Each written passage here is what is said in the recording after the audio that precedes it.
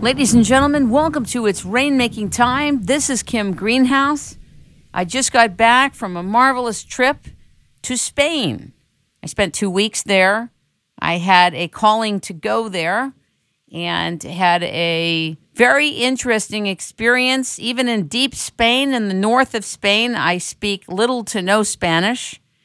I ended up a little verklempt trying to communicate in French, Spanish, and English. Finally, I met a translator who spoke 6 languages, who thought it was very cute that I was stumbling around in 3 languages, and thank God it was him that was hearing me.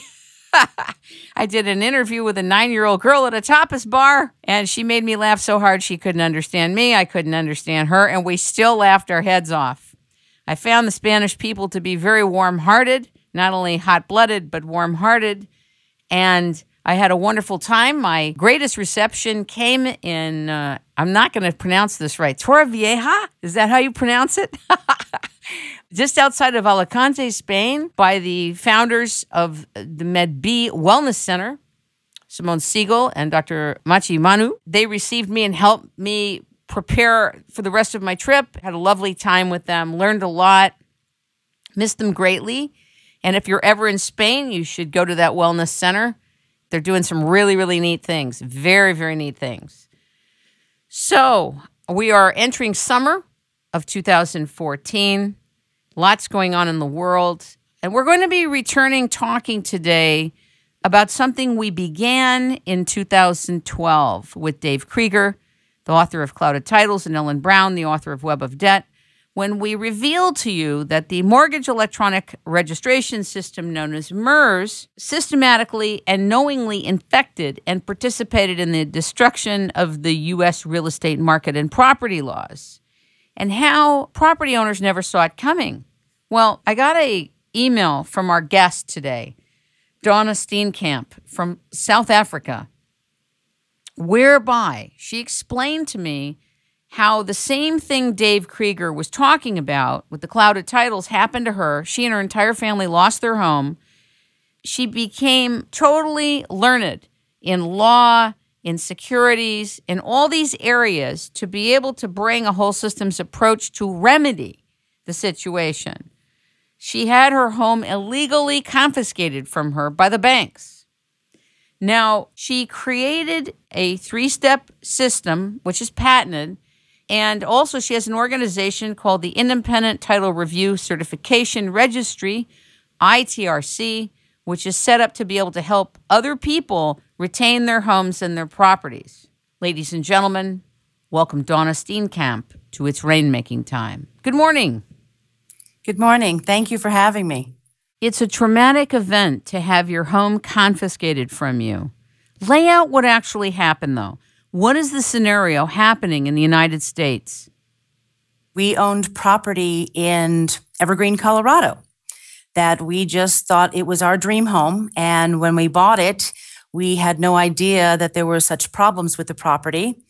We wound up finding out after a drunk driver hit a wall and we went down to pull permits that every single thing about the property was completely illegal and that what was reflected in county record was completely inaccurate. And we wound up having our property taken by a very large bank in an illegal foreclosure with fabricated documents, an overappraised value of $100,000 more than it was actually worth, and it just went down from there. I began to study law because I couldn't understand how this possibly could happen, and I had to study real estate, consumer, contract, and securities law, which is something that most law firms don't do all of those things. And it's real important that you understand all of those things and how they're intertwined together in order to be able to see the whole big picture. And that was where I couldn't find an attorney to represent us in this whole situation. What I found out, and it just appalled me, was I found out that over 85% of the county land records and the information in it since 1999 is inaccurate because the lenders were backtracking and trying to replace documents that were destroyed by law. They had to destroy them when they securitized those loans and put them into the loan pools. They were no longer a negotiable instrument anymore, and they were now a security on Wall Street. So they had to destroy all those documents. But in order to foreclose on people, they needed to be able to produce those documents. So they had companies such as LPS. I believe their CEO is in jail right now, who testified that her company fabricated hundreds of thousands of documents. That means that all of these documents were recorded in county records. That means 85% of the documents out there, over 80 million titles, are inaccurate. And once that document has been filed or that title has been clouded, and it could have happened way back 3 owners before you, once that title was corrupted in whatever way, or securitized, put into a loan security or whatever the circumstance might be, and it varies, everything thereafter is clouded. It is impossible for you to get a legal title to your property. And it could have happened, like I said, 4 or 5 owners before you. So basically, people are buying properties that they never own. That's exactly right. They're paying a mortgage every month to a property that they actually legally do not own. How is that even possible in the field of law? Well, when it comes down to it, there's actually to understand the whole thing, there's 2 sides to a real estate transaction. There's the title, which is the deed of trust or mortgage. And then there's the promissory note. Technically, those 2 should never, ever be separated.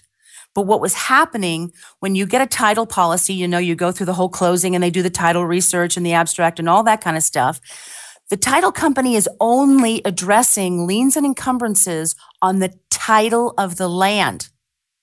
They're not touching anything that's going on with robo-signing or securitization, or the fact that MERS was involved, or an illegal foreclosure, or the fact that the lenders started filing fraudulent or misleading information.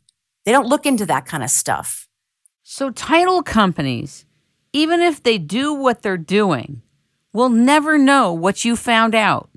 Absolutely. Oh, they may know, but they don't do anything about it because they don't research that side of stuff. And when they write a title policy and they do find something, they insure around it. They will never fix the problem. They will insure around it, which basically protects the title company. What does that mean? Well, what they'll do is they will put, in our circumstance, the title company came back after 4 hours of sitting in a room waiting for them to come back. They said, well, you do not have legal access to your property. I said, well, yes, we do. Yeah, we do. There's 3 driveways on this road that lead right there into it, And they said, no, I'm sorry, you don't, because there's this 12-foot no man's land that goes across the top of my property. Okay, fine. But don't worry, it's never been an issue. We've researched it back 30 years, no problem. We will put an exception in your policy that you're aware that you don't have legal access. And we said, okay, whatever. Maybe later on we'll go down and we'll do a quit claim deed and get that piece of property that means nothing to anybody but us, and make it legal. But it never came out to that. But what they did is they basically insured around it. They would insure everything else but that, if that was ever an issue. Oh my God. Yeah. So we learned a lot about title at that point. We learned that it didn't cover much of anything. So what does this mean to you now in terms of the revelation of the real estate market? If you were giving sage advice to people that were buying their first home, what would you tell them? I would say you find somebody, and you have to make sure that this person knows what they're doing, because there's a lot of people out there that do not. That has been an issue that's been coming to light more recently. You need to get someone who actually will research the actual financial side of the documentation, not just the title and the liens and encumbrances, because that will not cover you. You have to make sure that you will be able to get, or that person that's selling it to you has legal title themselves, because most likely they don't, because they're not aware of it. This is like an infection, isn't it? It's like a viral infection. Big time. Well, it's also not having to do with the fact that the title or the property has been sold. It also has to do with modifications, because they redo things with modifications. It has to do with filing new documents when they do the buy down of their interest rate or something, or they do a settlement for a much smaller amount and then refinance it. is what they'll do. Now, anything that has to do with the title will affect what happens with it as far as its clarity. So, I mean, like I said, 2, 3, 4 owners ago, depending on how many times this title has had something done to it, back when the very first one was when it was very first clouded. Now, MERS started in 1999. So most of the loans that were written were in MERS as a beneficiary. Explain what a clouded title is to an audience that may or may not be familiar. A clouded title is true and legal ownership of property. When the property has undergone something, in this case, you'll have a securitization. In 1999-2000, when they started securitizing loans, they started a company called MERS. When they started securitizing the loans, what they were doing is they were taking all of these notes that they were funding and they would put them in a loan pool. And then that loan pool will be turned into a security and it was sold to investors behind the scenes. So you really never knew who the person you were actually lending the money from. They did it in the name of MERS, which was like a front man, that kind of Wizard of Oz hiding the guy behind the curtain there. So when they did that, the minute it went into a securitization situation, it was no longer a negotiable instrument that you signed at your closing. And explain what a negotiable instrument is. I just want you to bring them back a little bit because you're way far advanced out there. Tell the audience what a negotiable instrument is and what it means. A negotiable instrument is the contract that you write to say, I'm going to be paying for this. Your promissory note is a contract. It is a negotiable instrument. It tells the parameters of what you're lending, how the terms, all of that stuff. It's the contract basically to the funding of your property. Now, when that contract or the promissory note is sold into these securities, it is no longer a negotiable instrument or contract because it is no longer between you and the person or the originator or whoever was the lender on record at the county at the time, because that's who gets filed, is the lender on record. In a lot of cases, it's an originator. It's not even a lender. It's someone that is representing some lender somewhere that they came up with all this money and they decided to put them all these loans in together and fund a whole bunch of loans. So they don't even actually give you the money. It's all a paper chase. It's the confiscation of the entire industrial complex of real estate, isn't it? Absolutely. Absolutely. And it's a scary thing when you think that, you go in there, this is the biggest investment that people will make in their lives. Most people will never do anything bigger. And to be able to go in there and honestly put your money down and honestly, think you're going into your dream home like we did, and to only have, the wizard behind the curtain do all this other stuff on the background that we didn't know what was going on, because you don't know what's going on. It's not reflected in county record, and that's where the problems start to begin. Because nothing is the true chain of title. What happens in that chain should never be broken. It should go from the start to the next person, to the next thing that they did, whether they assigned it to somebody else. There should be a perfect stream from one person or place to the next. In our case, this large bank that came in and took our property, there was no assignment. There was no documentation whatsoever that had anything with their name on it. Nothing. They happened to be familiar with the fact that the lender that I was using, which turned out to be an originator, and I didn't know. And say what an originator is for people that don't know. An originator is someone who will act on behalf and do all of these loans on behalf of a private investor behind the scenes that you don't know who it is. They originate the loan. Doesn't it feel like the instant anything has been securitized, all hell breaks loose in real estate? Absolutely, 100%. I think the idea and the concept behind MERS was good when they initially started it, but I think they didn't think it through. I think that it was abused, and I think that it was something that just got way out of hand, and it was too easy to hide behind.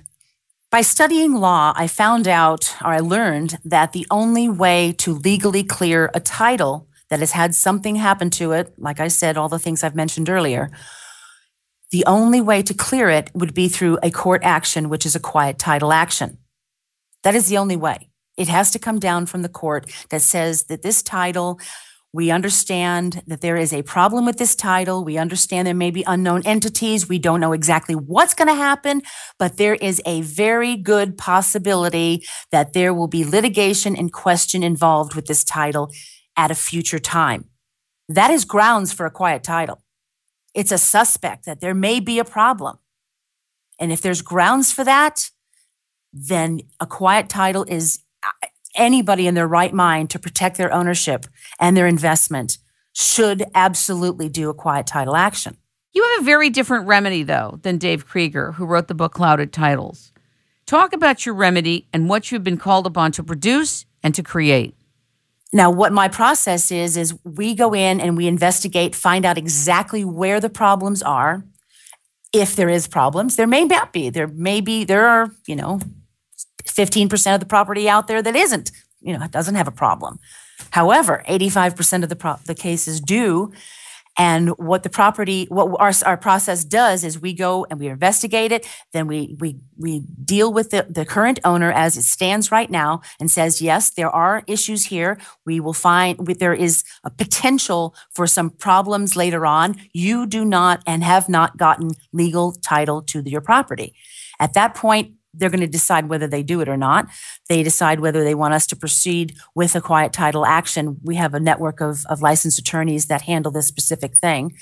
And then it goes through the whole title process. At the end, they get a court order. When they get this court order, they have a completely clean title that is true, that is clear, which will be recorded in county record, which will begin to start to clear all of those county records that are inaccurate.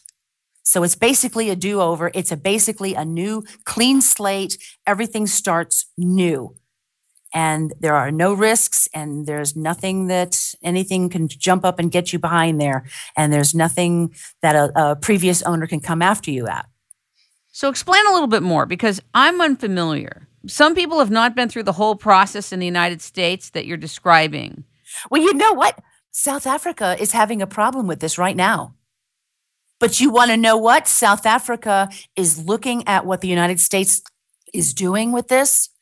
They have stopped it dead in its tracks, which I'm impressed with South Africa, to be honest with you, to do something over and above, because it's you're talking a third world country here that's tweaked that there's a big problem here, before the United States is doing that. We're going to take a quick break and we'll be right back. We are living in one of the most exciting and dangerous times in history. Many of us are being challenged to turn away from parasitic systems of enslavement and misery and move into different life-giving activities, commercial opportunities, and communities. Transition is upon us right now. The seizure of the world's natural resources, the poisoning of our food, water, and air, and the total electronic surveillance of our lives is forcing many of us to develop new rules of engagement for being in the world. Doing business today is way more complex and nuanced. The electronic age is a mixed bag. If you want to live in a more humane world, don't confuse electronic communication with real relationships, or knowing who your neighbors are, or how they're doing, or the importance of sitting down with your family and having meals together. This is real life. Practically everything we've been indoctrinated to believe about life and work is out of touch with what's available to us today. New discoveries about non-locality and consciousness are not only mind-boggling, they are game changers that require us to embrace paradox and ambiguity. Beings and agencies that insist on using deceptive practices, protocols, and instruments for market and industrial domination will eventually realize they are at the tail of a riveting new industrial complex of markets, projects, and products that they never perceived. This new complex is emerging.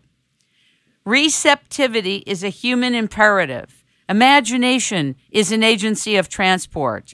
The current behind the currency matters. And our children and future generations are counting on us to prepare the way for them. I'm Kim Greenhouse. I'm the Chief Executive Officer of the Rainmaking Company, a manifestation agency, a leadership agency, and a development agency. Feel free to call for our rainmaking services, both on an advisory and development level, 626-398-8652. And back to the show. It seems to me that the real estate agents, the brokers, and the title companies, including the appraisers, have no clue that this is deep inside the entire real estate industry. You know, it's kind of sad. I talked with a friend of mine I went to high school with, and he is a bank president. He started a bank down in Florida. And when I was trying to explain this to him, he said to me, you know, I heard something about that, and I know it's come up in a couple of the meetings that I've been to, but I don't think that affects us because we're a small bank. It affects absolutely everybody. It affects everybody. Why do you think he claimed a kind of immunity? I talked to a friend of mine who was about to go buy a house, and I said, listen to this interview with Dave Krieger. And she listened, and she went to her real estate agent. They didn't know what he was talking about. I said, go to the title people. She went to the title people, and they said they couldn't help her. They didn't know what she was talking about. She totally went into trauma with what I tried to explain to her. And of course, I'm nobody from nowhere telling her about this. I'm not inside the industry. I don't know all the details, but I'm telling her, you don't understand. You need guidance now how to buy a home, and it's not like how it used to be. So you could buy a home you don't even own. It's not like it was 10, 20 years ago. You have to have all these pieces to make sure you actually own the property. It was insane. Nobody she dealt with, she's buying a $800,000 home in Beverly Hills. And nobody knew what I was talking about. It's crazy. It's really crazy. And it is so perverse within every single aspect of buying or owning a home. It affects absolutely everything. Decisions, major decisions are being made every day. Every day, you know, someone's refinancing. Every day, a lender's opening up some, a bank account. You're opening up a bank account. You've got your information going into a lender. You get insurance. It's so perverse, ingrained in absolutely everything, and it affects everything, and nobody realizes that it's happening. But it's not something where you can stick your head in the sand. It's not something that can continue. It just can't continue. Now, you said, I think it was either around 75% or over 75% of the properties in the United States are clouded. Dave Krieger is in the process right now of working with several counties and doing these county audits. And what we're finding, and I believe there's 4 of them on my website where I've actually have the actual results of the audits, and they're all basically the same. And they're all finding out that 75 to 85% of the information in those records is corrupted. It's been planted. It's been put there to benefit the foreclosure person, the foreclosure lender, or whoever's doing that work. Documents have been filed by these foreclosure mills saying that they know firsthand that this person has defaulted on their loan, which in reality, of course, they don't. That was one of the cases that we had with ours. Talk about your case and talk about what happened with the judge. I want the audience to hear what happened to you on a judicial level. Well, we wound up that our property was zoned commercial. All the buildings were in the county right-of-way. We were in such a severe floodplain that it was in a floodway, which means that if anything ever happened, like the drunk driver hitting the wall or whatever, we could never, ever have a permit pulled to repair it. We had buildings 5 feet over the property line. We had septic systems up next to a year-round creek. There was nothing legal about the property. It should never, ever have had a residential loan put on it because it was zoned commercial. When we found that out, we had intended on building a larger home further back in the property because this little house was right on the mountain road.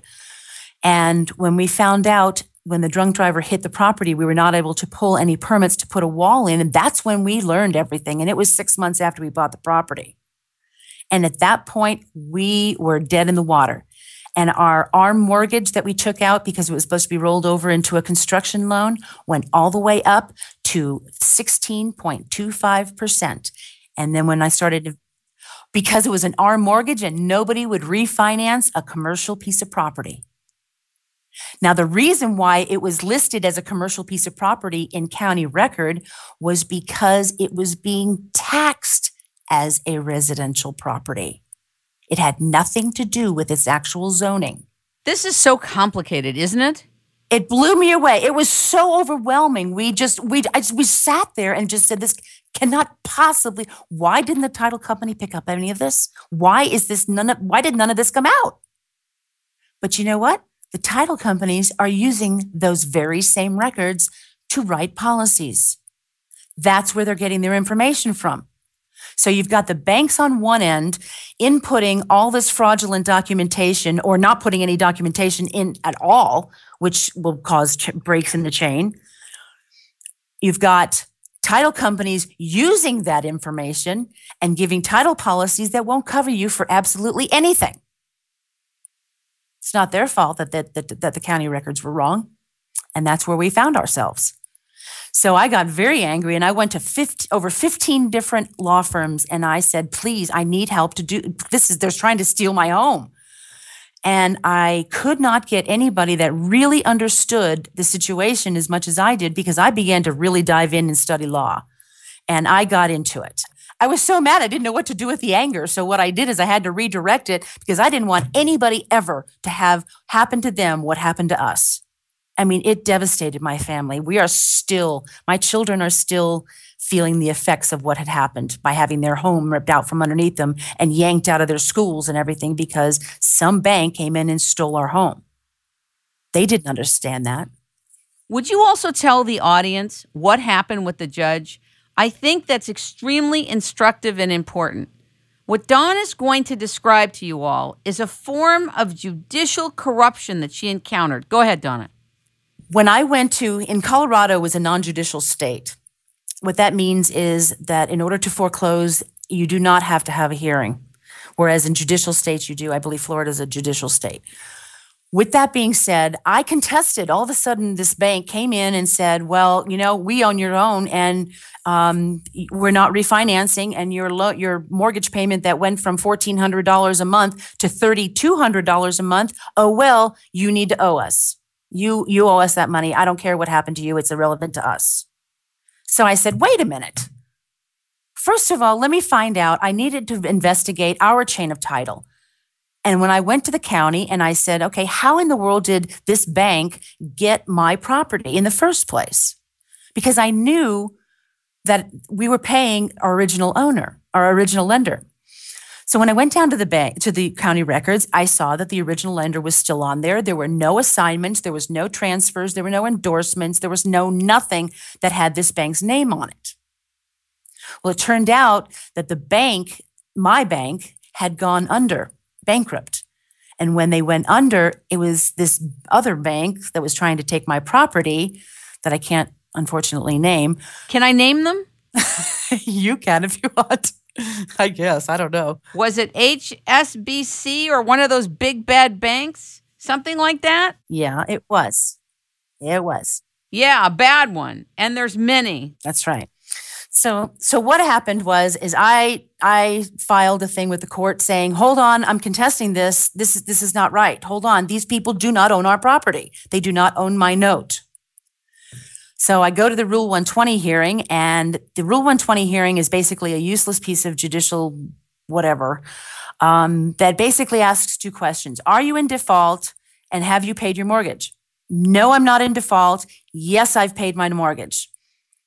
And then the attorney for the bank says, no, Your Honor, she's wrong. She has not paid her mortgage. She is in default, and we are filing foreclosure.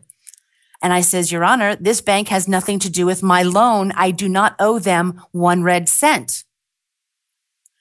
And they said, Your Honor, we have documentation, just not with us today in court. And the judge believed them over me. What did he say? I begged the court for a hearing. I said, I beg the court, please, please compel them to produce these documents because I've never seen them. And they refused to give them to me. Please, Your Honor, please, will you get them to show you this documentation because I don't believe it exists. He didn't.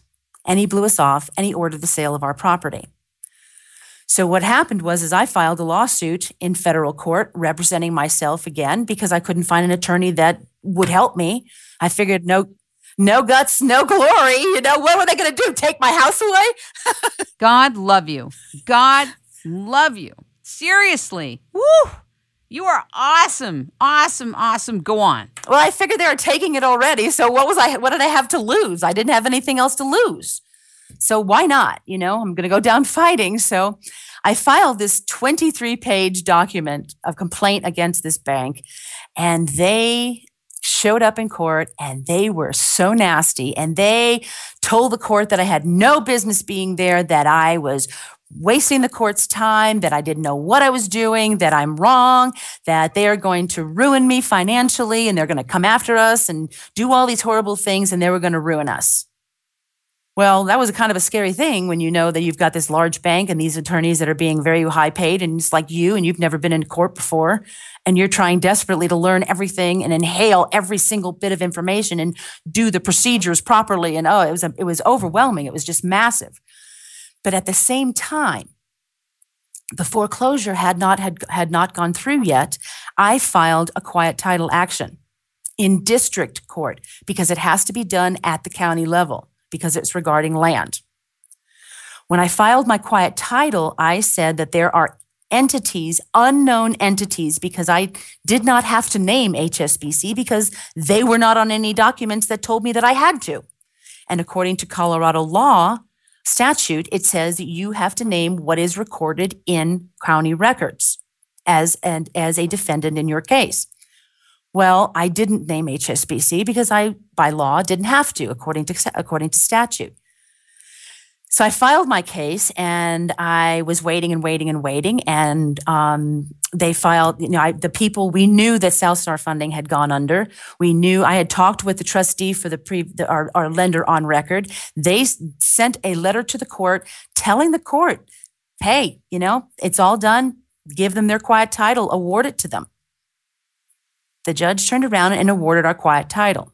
And what does that exactly mean? What does the awarding of a quiet title mean? Tell the audience.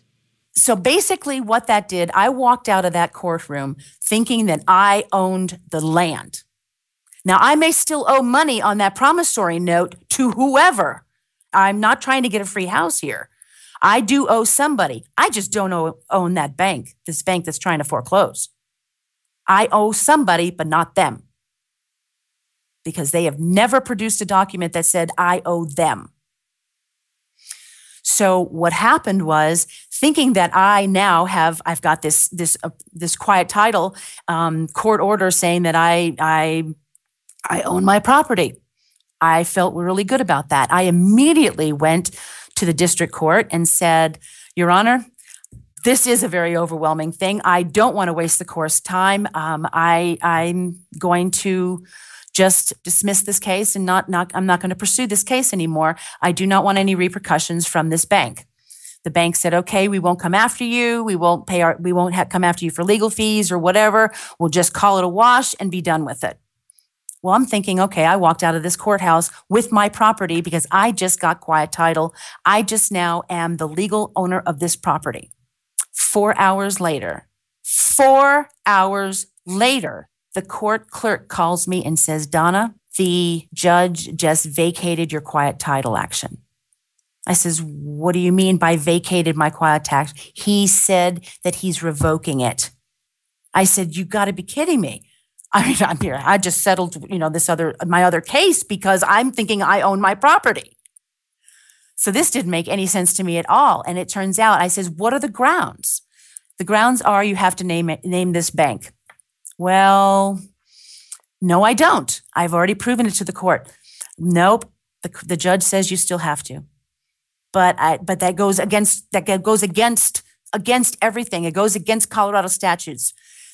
Sorry, that's the way it is. Close my case. And he closed my quiet title down. End of story. It's like a nightmare. It's a nightmare. Well, what happened was I never got my due process rights by having my day in court to be heard. I was never, ever afforded, the judge never gave me he never notified me that they closed my case 4 times. He never notified me of anything. There's nothing on record. The way the whole thing was handled was so, I didn't know that the courts could do that.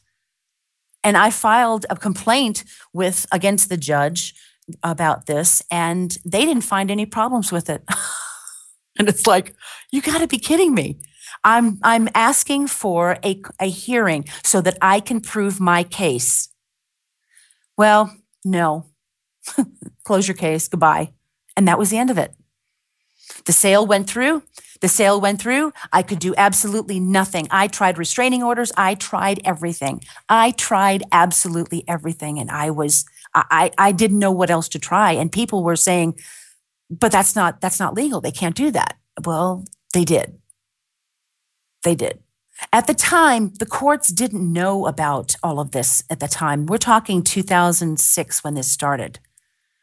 The courts were not privy to all of the securitization stuff. They didn't know anything about that. It was very cut and dry because they were using law that was written when buying property was very cut and dry before securitization. The minute securitization entered into the picture, all the laws have to be rewritten.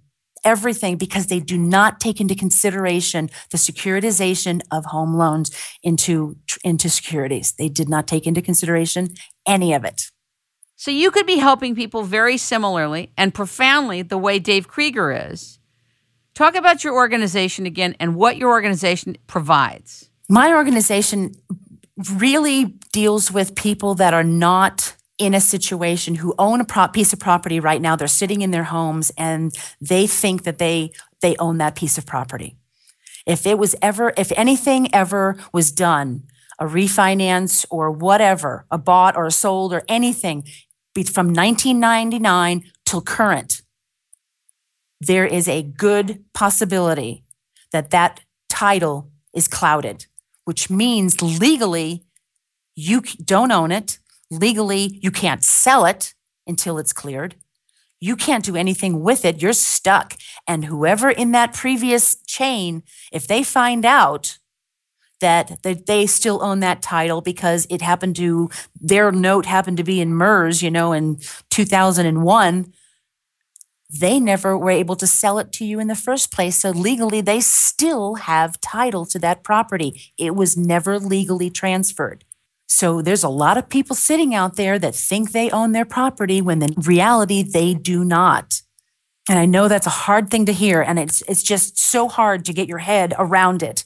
But I know it. It happened to us. It happened to me. There are very few people that are at the center of this particular pulse the way you are in the entire United States of America. This has been my life since it happened, since 2000. Well, actually, it started in 2004 when we first found out the property was illegal. This has been my life day and night, every single minute of the day. My children think that I don't live here anymore because this is all I do. So it's really horrifying. And it can't continue this way. And you can't have patches put on it. You can't, insure around it. You can't pretend it didn't happen. It did. It did. It happened. So let's talk about what your organization is going to provide. Well, we have 2 organizations, basically. We have ITR, which is Independent Title Review Company, which is that's the cleaner company.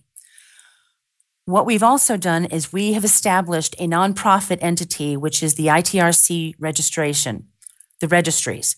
And what that is we are setting up a registry in every state that will house all the properties that have been investigated thoroughly with a very strict criteria. We have certified title abstractors that do our work for us. They will go through the property, the chain of title. They will establish if there are any problems or even the hint of any problems, because all it takes is a hint, remember, to do a quiet title action. And then they will establish that something needs to be done, and county records do not reflect what really is going on with this property. Once the title has gone through the process, it has been cleared through the courts, it is then deemed certifiable. We certify it, and then it goes into this registry. This registry will be free for access to anybody in the state. They can check the titles to see. If you want a little bit more of an in-depth information, there's a membership fee monthly to get more information that will really dive into what was done. But basically, you'll get a yes or a no that this title has been ITR certified or has not. If it has not been ITR certified, you have no idea what you're buying. You have no idea what you're buying, and 85% of the chance that you are not getting what you think you're buying. Dave Krieger is doing the other end of this. Do you know what he's doing? Vaguely. I think it's more the aftermath, right? Rather than the prevention. Yeah, he's dealing a little bit more on the legal side of stuff, meaning he's getting in there and actually helping people that are in foreclosure, that kind of thing. He's getting in there and he's getting in the trenches, from what I understand. I don't want to deal with any of that. This is such a massive, massive undertaking and massive problems. You're talking about records that have been corrupted since 1999. You're talking about problems that are deep ingrained in every county registry. It's terrible.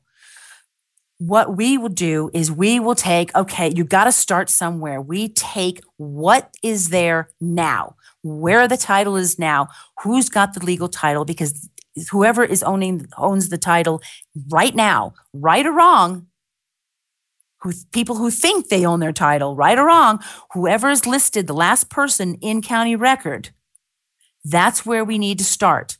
And then we move forward from there, because you will never, ever, ever, ever get through all of the stuff that happened in every single title since 1999. It will never happen. We just pick a point and we go forward. And that's what we're doing with the certification. It's absolutely mind-boggling. Oh, yeah. It's terrifying, actually. What is needed for this organization? And say the name of it again, please. Which one? It's Independent Title Review Company. Independent Title Review Company repairs the titles. The ITRC registry houses the titles that have been repaired. That's the nonprofit entity.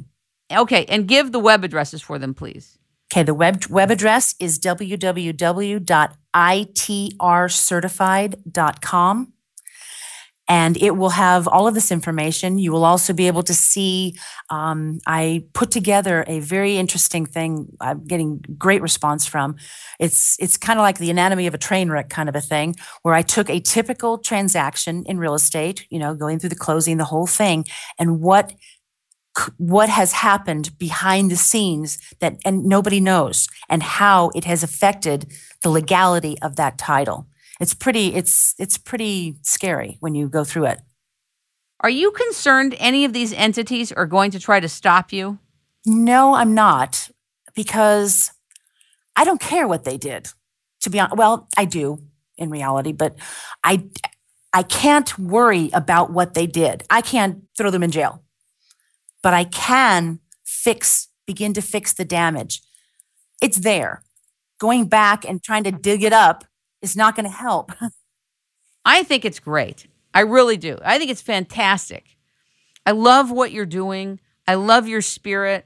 I love the fact that you have gone through alchemy and transformation to turn this around and to help people across the country, that you're just not an embittered person. I just want to thank you for being on the show. And is there anything else you'd like to share with us? No, if you have any questions with your title, go to the website, send us an email.